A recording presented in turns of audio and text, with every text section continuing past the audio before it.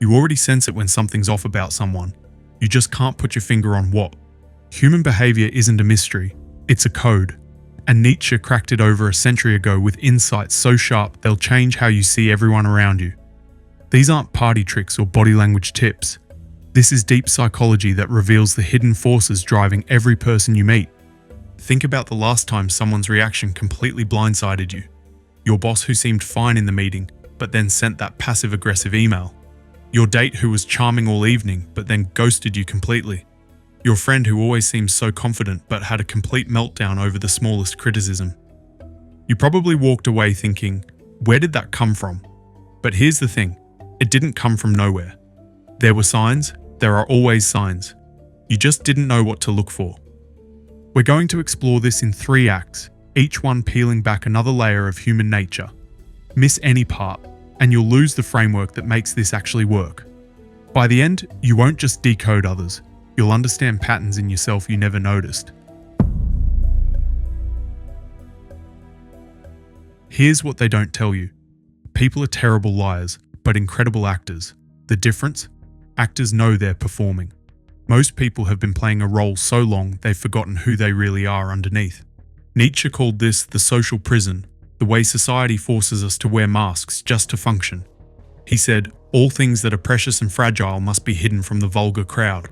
So we learn early to hide our real selves and show only what we think will be accepted. From childhood, we learn that certain versions of ourselves get rewarded while others get punished. Cry too much? You're too sensitive. Show anger? You're difficult. Express needs? You're needy. So we develop a public self, carefully crafted to survive in a world that feels dangerous. The cheerful person who never complains might be drowning in resentment. The tough guy who never shows weakness could be one criticism away from falling apart. The social media influencer posting nothing but gratitude and positivity might be battling depression in private. And here's the thing that changes everything. Most people aren't hiding from you. They're hiding from themselves. But these performances have cracks, and Nietzsche taught us exactly where to look. Nietzsche once said, every profound spirit needs a mask. But he didn't mean that as an insult. He meant it as a warning, to not confuse the mask with the person. Truth number 1. Everyone's wearing a costume they think is their skin. Watch for the moments when someone's carefully constructed image doesn't match their energy. The person who talks constantly about how happy they are, but whose smile never reaches their eyes. The one who brags about not caring what others think, while obsessively checking how their posts are performing. In business, this shows up as the manager who preaches work-life balance while sending emails at midnight. The colleague who claims to be a team player but takes credit for every success and blames others for failures. The entrepreneur who posts about living their passion while clearly burning out from something they've grown to hate. In dating, it's the person whose dating profile is all adventure photos, but they never want to leave the house. The one who talks about wanting something real, but keeps every conversation surface level. The person who says they're totally over their ex, but brings them up in every other story. These aren't contradictions, they're tells. The gap between who someone claims to be and who they actually are is where the real person lives. Nietzsche understood this tension. We are all actors and spectators of our own drama. Truth number 2. What irritates them most reveals what they're hiding. Pay attention to someone's pet peeves and you'll map their insecurities. The person who can't stand fake people is usually wrestling with their own authenticity. Someone who constantly calls out others for being attention-seeking probably feels invisible themselves. Watch this play out at work. The person who always complains about lazy co-workers might be insecure about their own productivity. The one who gets triggered by unprofessional behavior probably struggles with imposter syndrome. The manager who can't stand disrespectful employees might be dealing with their own authority issues. In relationships, it's the person who accuses their partner of being too emotional while suppressing their own feelings. The one who criticizes others for being clingy while secretly craving more connection. The friend who judges everyone for selling out while feeling stuck in their own compromises. We hate in others what we're afraid to admit in ourselves. This is pure projection, one of Nietzsche's most powerful psychological insights. He believed that what we despise in others is often what we're running from in ourselves. The intensity of someone's judgment is usually proportional to how much they're struggling with that same quality internally. Truth number 3, their silence speaks louder than their stories. Notice what someone refuses to talk about, the topics they deflect, the questions that make them uncomfortable, the conversations that suddenly shift when you get too close to something real. A person's boundaries aren't just preferences, they're maps of their wounds. The places they won't let you go are exactly where their truth is hiding. Look for the physical tells too. The way someone's voice changes when certain topics come up.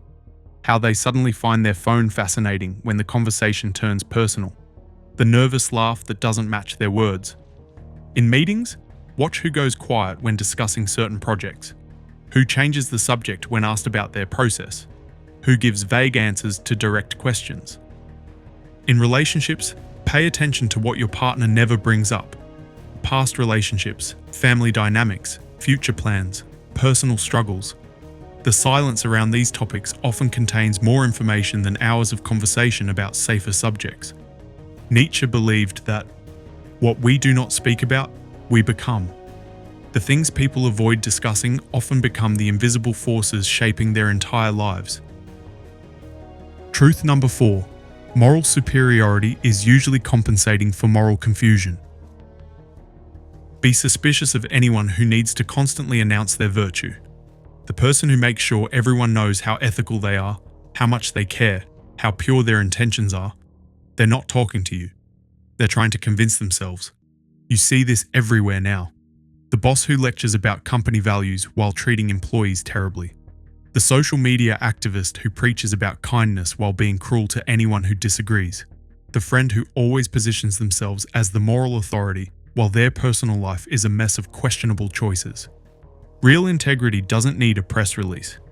When someone's virtue feels performative, it usually is. Nietzsche called this the tyranny of the ought, when people become so focused on appearing good that they lose touch with actually being good. The loudest moral voice in the room is often overcompensating for something they feel guilty about. It's not that they're bad people, they're just human people trying to balance the scales of their own self-worth. Truth number 5. People don't lie to you first, they lie to themselves. Here's the thing that changes everything. Most people aren't trying to fool you. They're trying to fool themselves. The lies they tell, I'm totally fine, I don't need anyone, I'm over it. These aren't calculated manipulations. They're survival strategies that became habits. Think about the friend who insists they're happy being single, while clearly being miserable about it. The colleague who claims they love the hustle, while showing every sign of burnout. The family member who says family comes first, while consistently prioritizing everything else. They're not lying to hurt you. They're lying to protect themselves from truths that feel too dangerous to face. Maybe admitting they want love means risking rejection. Maybe acknowledging burnout means confronting the emptiness of their achievements. Maybe admitting their priorities are messed up means having to change their entire life. When someone's story doesn't add up, don't assume malice. Assume self-protection that's gone on so long they believe their own narrative. This is what Nietzsche meant when he said, "The most common lie is that which one tells himself." The inconsistencies in someone's story aren't bugs, they're features. They're showing you exactly where the real person is hiding beneath the performance. Truth number 6. Overconfidence is insecurity with a megaphone. The loudest person in the room is rarely the most secure. Watch for people who need to dominate conversations, constantly reference their achievements, or put others down to make themselves feel bigger. Real confidence doesn't compete, it just is. When someone's energy feels desperate for validation, that's because it is. And if someone needs to prove their worth constantly, look deeper. Behind the throne, you'll often find a scared child wearing a crown. Now here's why this matters more than you realize. Every relationship you've struggled with, every business deal that went sideways, every time you've been blindsided by someone's reaction, it probably came down to reading the performance instead of seeing the person. But this isn't about becoming cynical or judgmental. It's the opposite. When you understand that everyone's behavior is just their attempt to feel safe in a world that often isn't, you stop taking things personally. You start responding to what people actually need instead of what they're saying they need. In relationships, this transforms everything. Your partner's defensiveness isn't an attack on you. It's protection of something vulnerable they're not ready to show. When they shut down during conflict, they're not punishing you. They're probably overwhelmed and reverting to a childhood survival strategy. When they seem selfish, they might just be someone who learned early that no one else would look out for their needs. Your friend who always cancels isn't rejecting you. They might be battling anxiety, depression, or just the crushing weight of maintaining a facade that's exhausting them. Your coworker who takes credit for everything isn't just selfish. They're probably terrified of being seen as inadequate. Maybe because that's exactly how they were made to feel growing up. In business, this becomes your secret weapon. That difficult client who keeps changing their mind, they're probably scared of making the wrong decision. The team member who resists feedback, they likely learned early that criticism meant danger. The boss who micromanages, they're probably terrified of the chaos they fear will emerge if they're not controlling every detail. This perspective doesn't make you weak, it makes you unshakable, because when you're not constantly triggered by other people's masks, you can actually connect with who they are underneath. And that's where real influence, real relationship, and real change happens. If you've been paying attention, you've probably started noticing them. Those moments when someone's carefully maintained image slips. The micro expressions that don't match their words. The nervous laughter at inappropriate moments. The way their voice changes when they talk about certain topics. The sudden shift in body language when a conversation gets too real. These aren't accidents. They're glimpses of the real person trying to break through the performance. And once you learn to spot them, you'll realize that people are constantly showing you who they really are. They just don't know they're doing it. Nietzsche understood that the self isn't one unified thing. It's more like a committee of different voices, desires, and fears all trying to steer the ship. He said, "I am not a man, I am dynamite." He meant that within each person are multiple, often contradictory forces. The cracks in someone's performance are where these internal conflicts leak out. Watch for the moments when someone's energy doesn't match their words, when they say, "That's fine," but their jaw tightens, when they laugh but their eyes look hurt, when they agree to something but their whole body seems to recoil. These micro moments are gold mines of information about what's really going on underneath. Truth number 7. Fear drives more decisions than desire. Ask yourself, why does someone over-explain simple things? Why do they say yes to everything even when they're overwhelmed? Why do they ghost people who get too close? The answer is almost always fear. Fear of rejection, abandonment, failure, being truly seen. Most human behavior isn't moving towards something they want. It's running from something they're terrified of experiencing again. In the workplace, fear shows up as the employee who never speaks up in meetings because they're terrified of being wrong. The manager who hoards information because they're afraid of becoming irrelevant. The entrepreneur who won't delegate because they're scared their business will fail without their constant control. In dating, it's the person who keeps things casual because they're terrified of real intimacy. The one who picks fights right before things get serious because conflict feels safer than vulnerability. The person who dates people they're not really attracted to because rejection from someone they actually want would be too devastating. Nietzsche called this life-denying behavior, when fear becomes so dominant that we end up avoiding the very things that would make us feel alive. He believed that courage wasn't the absence of fear, but the will to danger, to uncertainty, to the unknown. When you can identify what someone is afraid of, you hold the key to understanding almost everything else about them. Truth number 8. Constant criticism is just misdirected self-hatred. The person who finds fault with everyone else is usually running from the voice in their own head that does the same thing to them. When someone can't stop pointing out flaws in others, they're trying to quiet their own inner critic by giving it external targets. You'll see this at work with the colleague who nitpicks everyone's presentations while secretly feeling like a fraud themselves. The manager who's hypercritical of their team's mistakes while being paralyzed by their own perfectionism. The person who always finds something wrong with every plan, every idea, every solution, because they're terrified of their own judgment being questioned. In relationships, it shows up as the partner who constantly corrects you but falls apart when they're corrected. The friend who always has something negative to say about mutual friends, but can't handle even gentle feedback about their own behavior. Pay attention to what someone judges most harshly in others. That's often what they can't forgive in themselves. The intensity of their criticism is usually proportional to the size of the wound they're trying to protect. Nietzsche believed that he who fights monsters should be careful lest he thereby become a monster. Sometimes people become so focused on identifying flaws in others that they lose sight of their own humanity and everyone else's. Truth number 9. Perfectionism is shame wearing a business suit. Behind every person who has impossibly high standards is someone who learned early that mistakes meant danger. The perfectionist isn't trying to excel. They're trying to avoid the terror of being seen as flawed. Watch for the employee who redoes their work 5 times before submitting it, not because it's bad, but because good enough feels like failure. The parent who can't let their kids struggle or fail because it reflects on them. The friend who cancels plans if they can't look perfect, perform perfectly, or have everything go exactly as planned. When someone can't relax, can't accept good enough, can't handle any form of criticism, you're looking at someone whose self-worth depends on being flawless.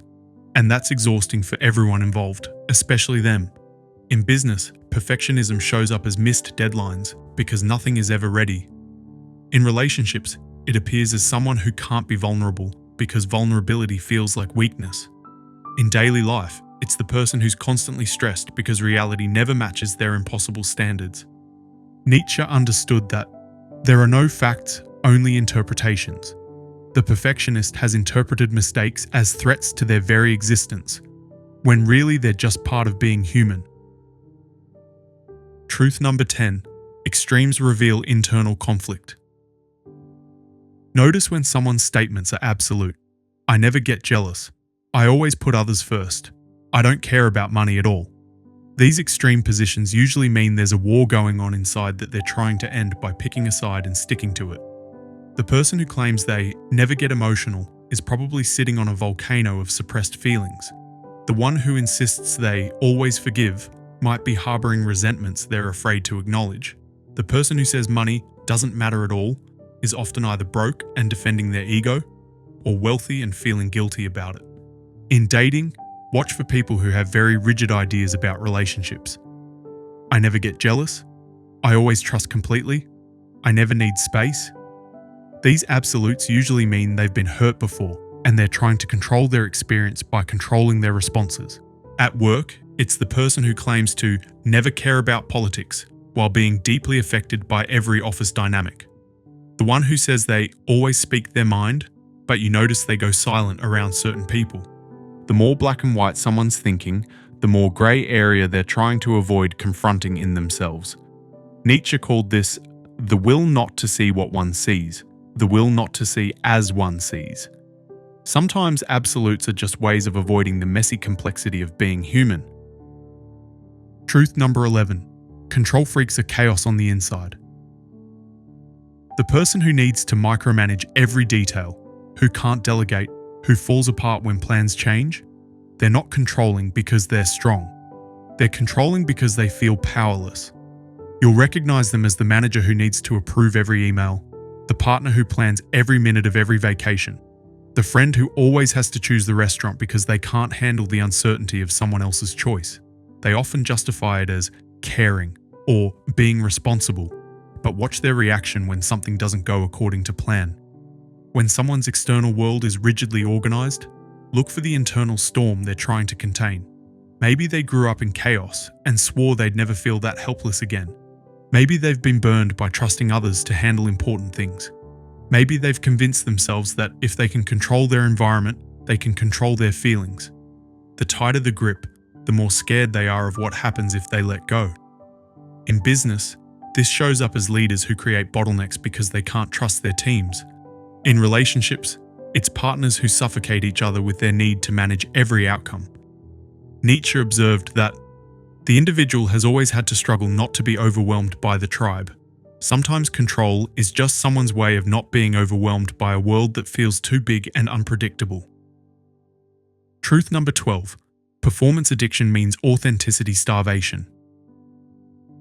We live in the age of the personal brand, where everyone's life looks like a highlight reel.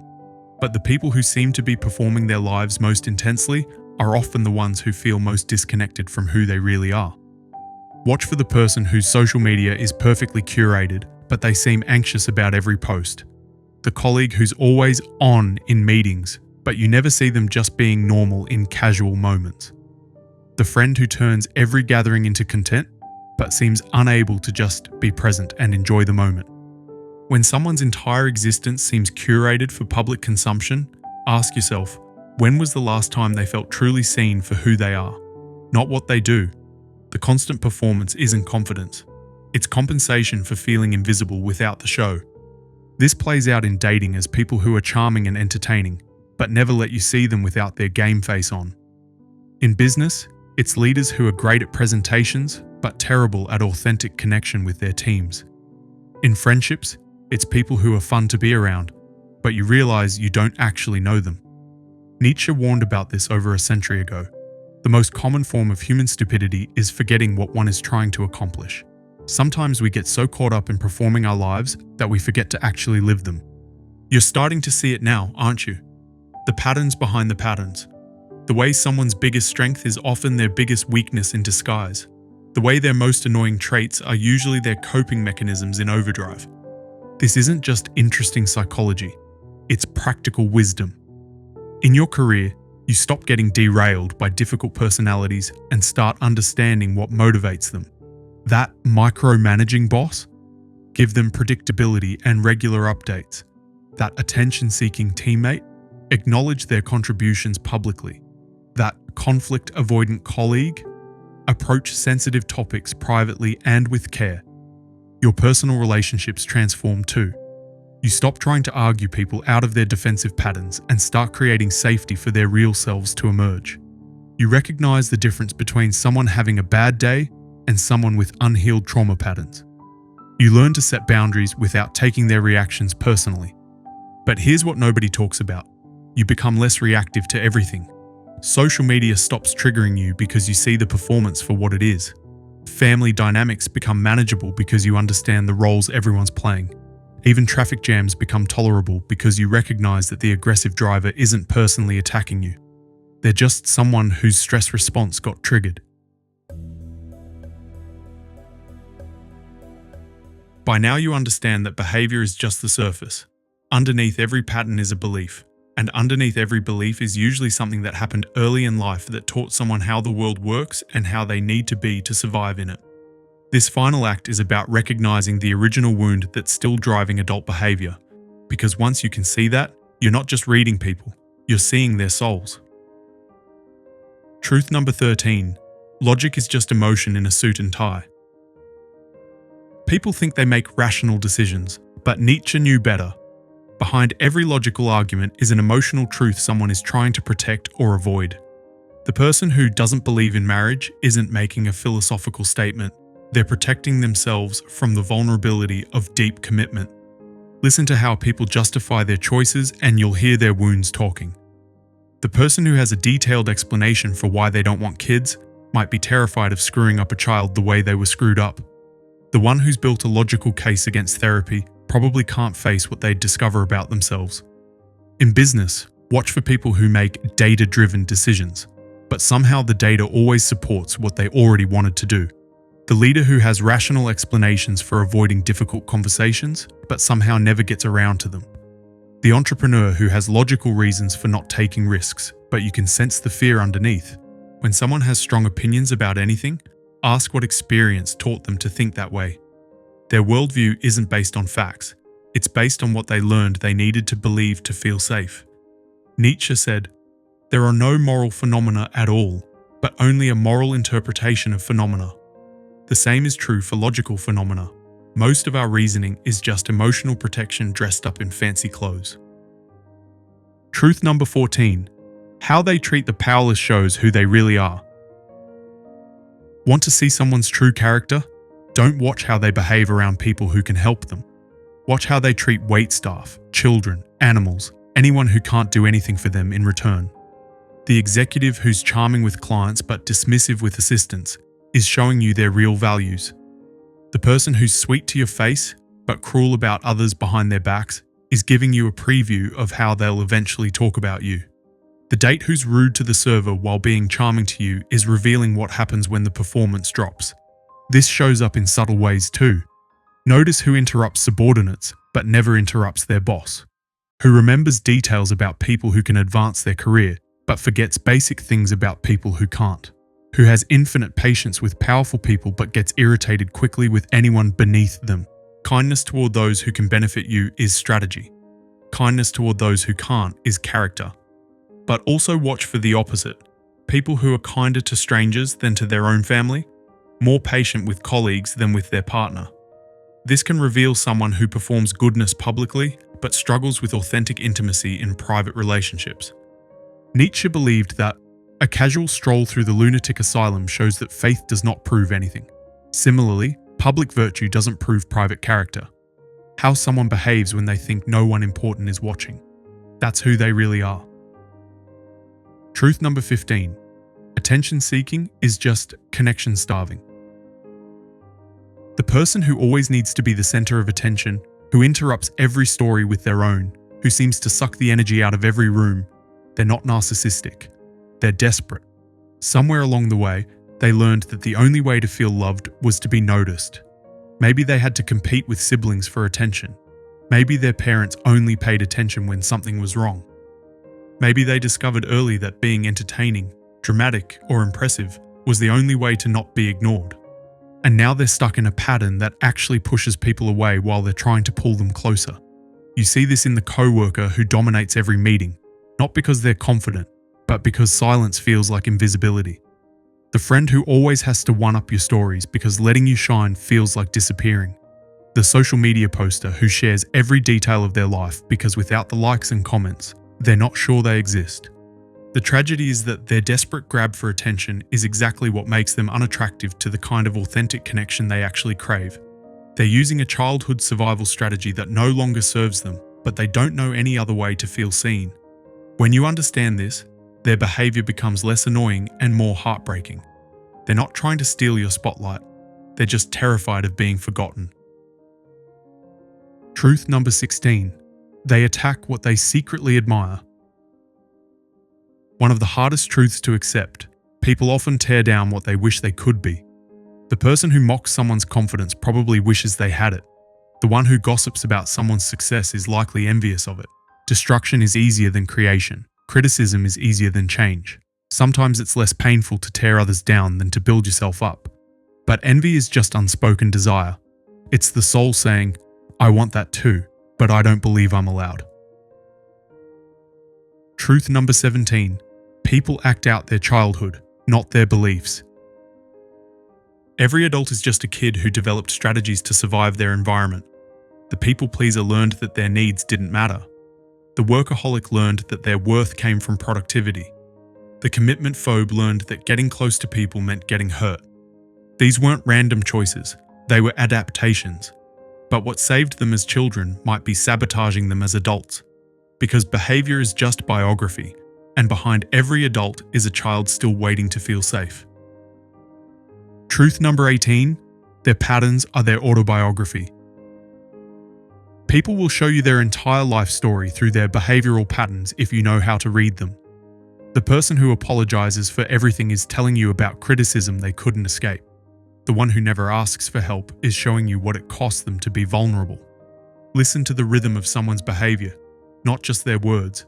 Their patterns are confessions of what they learned they needed to do to survive. Here's what changes when you truly understand this. You realize that everyone is doing the best they can with the tools they were given. That angry person isn't choosing to be difficult. They're using the only emotional regulation strategy they learned. That distant friend isn't rejecting you. They're protecting themselves with patterns that once kept them safe.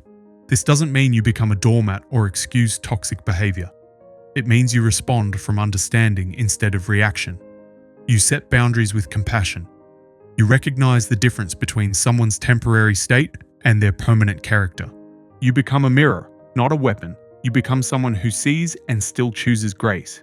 In business, this makes you nearly unstoppable. You can read what people actually need to feel secure enough to make decisions. You know when someone's no is really not yet, versus when it's actually never.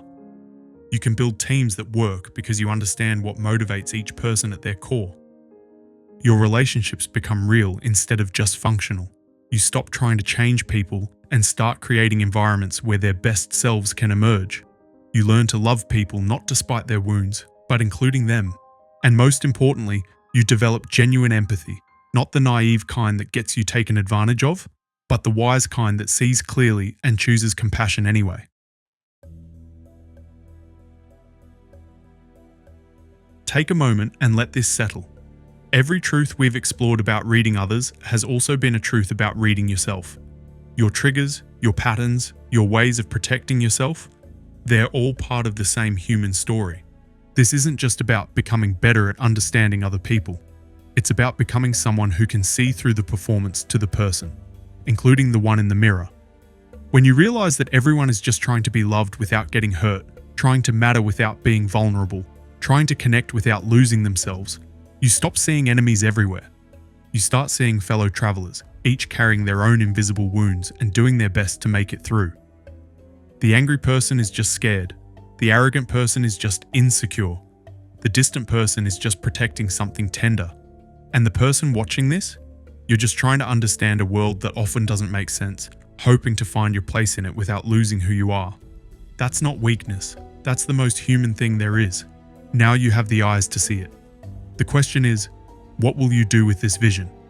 If this video helped you recognize patterns in others or yourself, let me know in the comments. Which truth hit you the hardest? Let's build something real together in a world full of masks. And if you want to keep developing this skill, subscribe, because once you start seeing people clearly, there's no going back. And that's exactly where the real growth begins.